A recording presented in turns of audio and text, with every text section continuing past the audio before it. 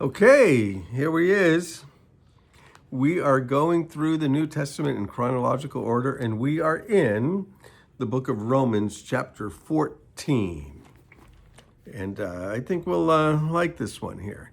This is really about getting along, something we all need to do, don't you think?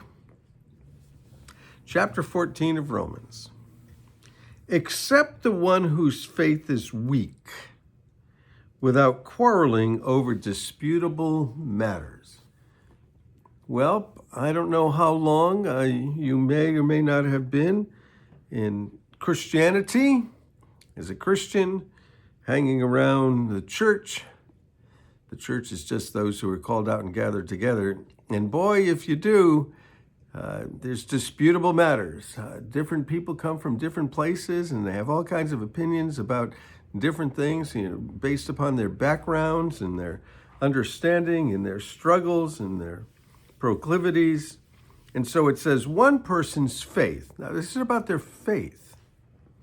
And their faith is about their conscience. Your conscience sort of forms these things that you can and cannot do. Now, there are some things you obviously just can't do. You can't steal.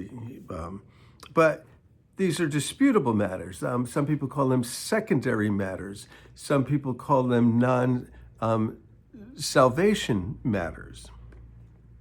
One person's faith allows him to eat anything, but another whose faith is weak only eats vegetables. Now, this isn't talking about vegetarians necessarily in the day that we live in and the reasons that people would be vegetarians.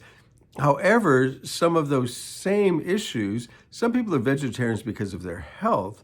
Some people are vegetarians because of their ethics and what they understand about responsibility to the earth and what they understand about animals. And so their conscience causes them to not eat meat, to eat vegetables for a number of reasons, maybe even including health reasons.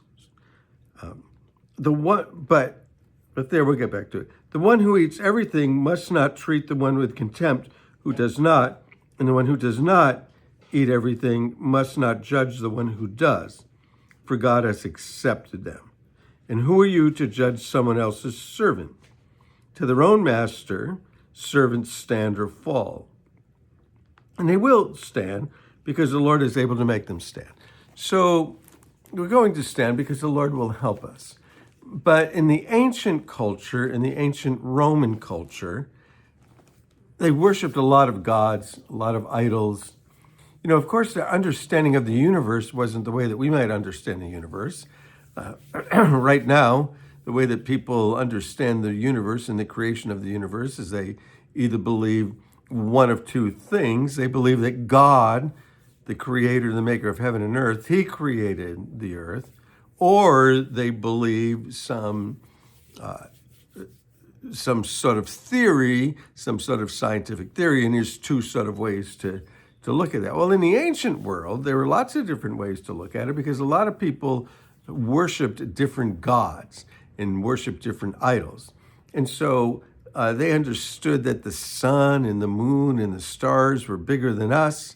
And so maybe they play something to do with the creation. Maybe they have something to do with our lives because they would use the moon to measure their days. They would understand that the sun would either cause them to have crops that year or not have crops that year, the weather. So they would worship the gods of nature and they would offer idols to them. And a lot of the idols that they worship, they would worship meat.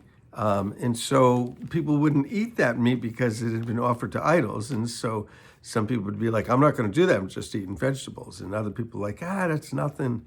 And so we needed to respect each other. One person considers one day more sacred than another. Another one considers every day alike. Each should be convinced in their own mind. Now, of course, a lot of the Jewish people were worshiping on the Sabbath. The Christians worshipped on Sunday because Jesus rose from the dead on a Sunday. The Apostle Paul is going to say, doesn't matter, worship on Tuesday if you want. John Wesley used to carry communion around with him, and anytime he met anybody, he had communion with them and had a communion service. So for John Wesley, 24/7 was the time to meet and to set a time aside. But whoever regards one day as special does so to the Lord. Whoever eats meat does so to the Lord, for they give thanks to God, and whoever abstains does so to the Lord and gives thanks to God.